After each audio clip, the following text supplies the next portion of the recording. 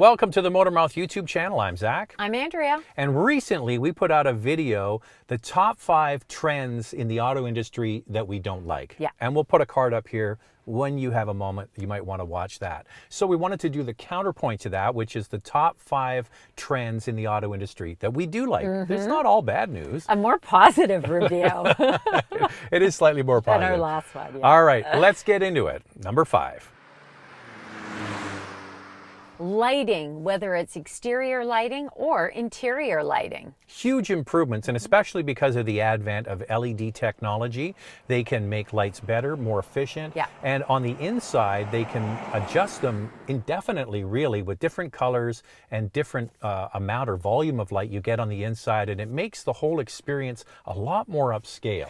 And I'm really happy to see more non-luxury brands are putting LED headlights and taillights as standard features instead of halogen. It makes a big difference. I think that that is one thing that people are really looking for these days. Now, don't think that all LED lights are the same, okay? So you No. can see a brand that says it's got LED headlamps, but if it's not a really good high quality lighting system, it doesn't really produce great results. I'll give you a couple of mainstream examples where I think driving at nighttime, they're fantastic. I would say Subaru LED headlamps. We drove the Outback recently, and I thought the headlamps on that were Really good. fantastic. Yeah. Mitsubishi's another one. Mitsubishi is great. I enjoyed driving those in the evening. I took some night pictures. They were very bright.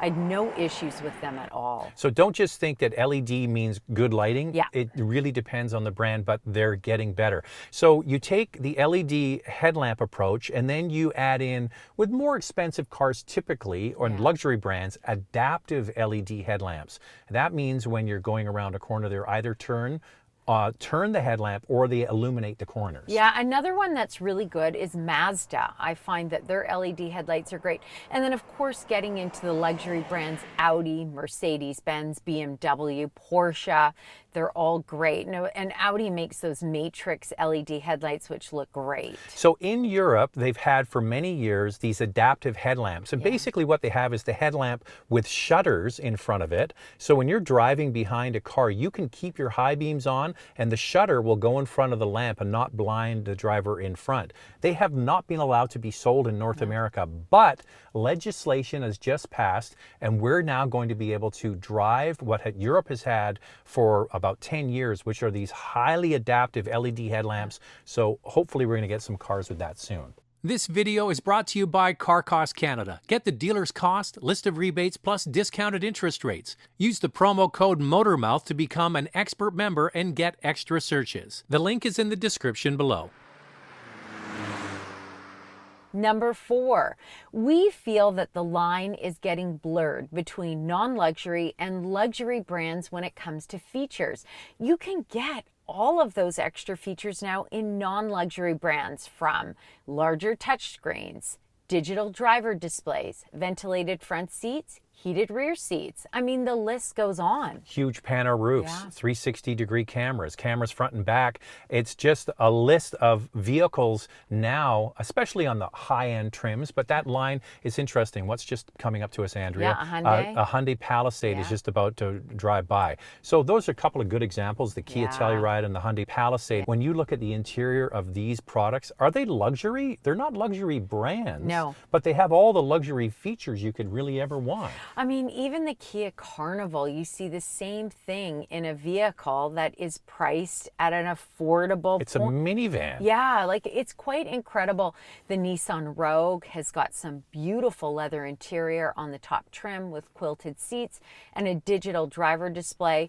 The new Kia Sportage on that top trim has got dual 12.3-inch screens. The Koreans, this is impressive. Yeah, the Koreans, to their credit, have really pushed the mainline car brands. Yeah. So Tesla on the electric front has pushed everybody towards electrification, but I would give credit to Hyundai and Kia for pushing what is in a mainline car and not a luxury car. They are adding everything in the kitchen sink in their cars. Yes. And you know, it really comes down to now, Andrea, the line between luxury and non-luxury is the badge and the heritage and the prestige. And the drive and the way it handles. I think that that's where luxury vehicles really shine. And except for Mazda. I mean, Mazda is one of those brands that not only creates a beautiful interior, but you have a dynamic and entertaining drive, especially with that turbo engine. And I think that's where Mazda really stands out. It's kind of the whole package. Except they don't have some of the features No. like the instrument cluster. They don't have that. No. They don't have some of the other like big panel roofs. They're just getting that in one of their models now. So yeah, they lead maybe on the driving dynamics and the engine front, but they don't have it entirely on the interior. Yes. Number 3 is one that I'm really impressed with standard safety features on many models now. You know, it's interesting. We have a 2017 Honda Civic. Yeah. And we bought it so that we could have an extra family car that our boys could learn to drive on. Yeah. And why did we pick a 2017 Honda Civic? It was the first year in that class of car that had features like forward collision warning and autonomous braking. Now you think about 2017 isn't that long ago. No. Now those features are pretty much in every car. It's amazing how quickly things have changed. And one of the best for active safety features is Subaru. I am always impressed. Some people think that it goes off a little bit too much and it notifies you too much, but I actually don't mind it. And I know that there are a lot of viewers out there where they find that these active safety features are super important. They want blind spot monitoring and rear cross traffic alert, especially if they're getting that base model. Now, to Andrea's point, there are some advanced safety features I don't like. I don't like lane keep assist. It's always beeping and squeaking at me when I get close to a line. I turn it off. I do like forward collision warning and autonomous braking because we've all been looking down here, whatever, and then we look up and it's like a sea of red lights, especially on the highway, super dangerous. Those systems save your backside a lot. Yeah. The one I also like is the cross traffic alert. When you're backing out of a mall parking spot or something and it lets you know if a car's coming, I think those are really valuable. A lot of the other ones, I just think it's too much nanny. Yeah, and I also like old school, you know, front and rear parking sensors are actually one of my favorites. I don't even usually use the 360-degree camera that much. I just back up and go. I like them both. I like using the camera and the beepers, but we're lucky now that rear camera is mandatory on every single car. Isn't that great? Perfect. So I even find, you know, some non-luxury brands come standard with blind spot monitoring and rear cross traffic alert, and the luxury brands do not. You have to pay extra for them, or they're in a package, or, you know, so you have to give credit to the non-luxury brands that they've stepped up their game. Any guess what number 1 is? We're just one away. Number 2 is the integration of Apple CarPlay and Android Auto, whether it's wired, you plug your phone in, or wireless, because companies that adopted this technology early got much higher quality scores because the satisfaction of interfacing with the head unit went way up for people who had it. I think it's fabulous. What a great feature. I mean, it has just changed so much for so many. I do like wireless, especially if I'm keeping the vehicle for a long period of time, but I'll take wired. We've got wired in our Honda Civic. We don't have it in our Cayenne because it is a 2016, and frankly, I miss it. Yeah, it's one of those things, once you get used to it, you really, really do enjoy using it. And it's also made the in-head unit navigation almost redundant. Yeah. Like you have your phone. Forever people have said, give me my phone on the screen. And that's basically what they've tried to do with the safest possible apps. And you know what? I think people, once they start using it, they can't live without it. Yeah. And it's really transformed the auto industry. And Mazda, you know, they don't have any touch screens in their vehicle lineup. Use the center console dial to control that screen. But what they did do in the CX-50 for wireless Apple CarPlay and Android Auto is that they made the screen a touch screen. And I think that that was a smart move on their part. And our number 1 pick is an important one, especially with the price of fuel these days. It's the introduction of more and more powertrains. So we've had gasoline engines in vehicles, especially the popular SUVs. Now they've added in hybrids, plug-in hybrids, and even full electric battery SUVs have been introduced in the last year. Way to go. And the winners in that category, the leaders, in my opinion, are Toyota and Lexus. They've been making plug-in hybrids and hybrids for a long time. And then we see it with the Koreans. Hyundai and Kia are stepping up. They just put out the Sportage with 3 powertrains. We've got the Tucson with 3 powertrains. We've got the Santa Fe Yeah. with 3 powertrains. Yeah, the list goes on, right? Yeah, and then they also have electric versions of vehicles that are coming to the marketplace.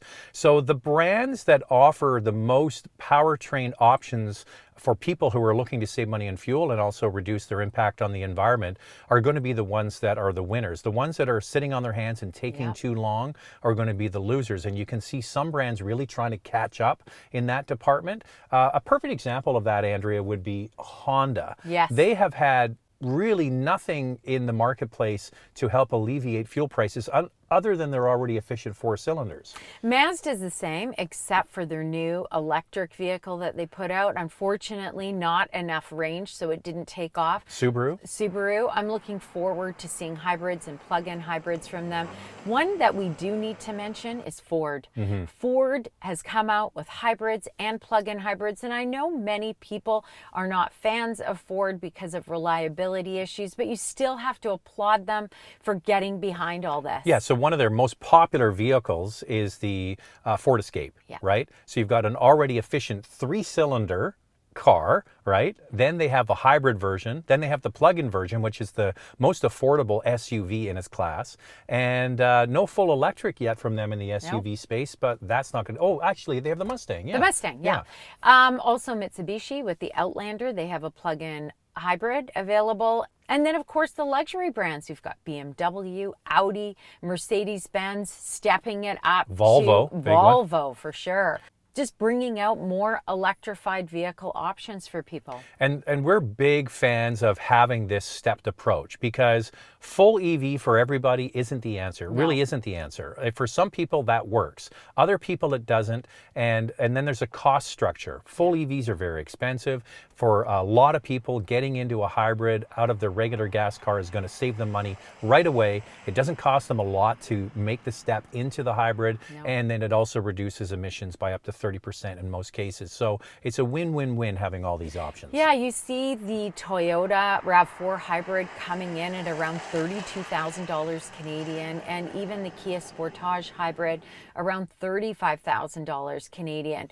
These are good numbers, more affordable numbers. And Zach and I always talk about the battery size. These electric vehicles come with large batteries, and you can get a plug-in hybrid with a 15 kilowatt hour battery or lower. For example, in the Sportage, it's 13.8.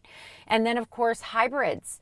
1.6 kilowatt hour battery. You can produce a lot more hybrids and plug-in hybrids using less resources and producing efficient vehicles. All right, so that's our top 5 trends we do like. Once again, we did one a few days ago, top 5 trends we don't like. It's not as positive, but it's fun. So watch that when you get a moment. If you want to follow along on Instagram, it's Motormouth_Andrea to get a sneak peek behind the scenes. What else do they have to do? Subscribe, hit that notification bell. We put out a lot of different content each week covering many different vehicles, and we'd love you to watch it all. All of it. This video is brought to you by Car Cost Canada. Get the dealer's cost, list of rebates, plus discounted interest rates. Use the promo code Motormouth to become an expert member and get extra searches. The link is in the description below.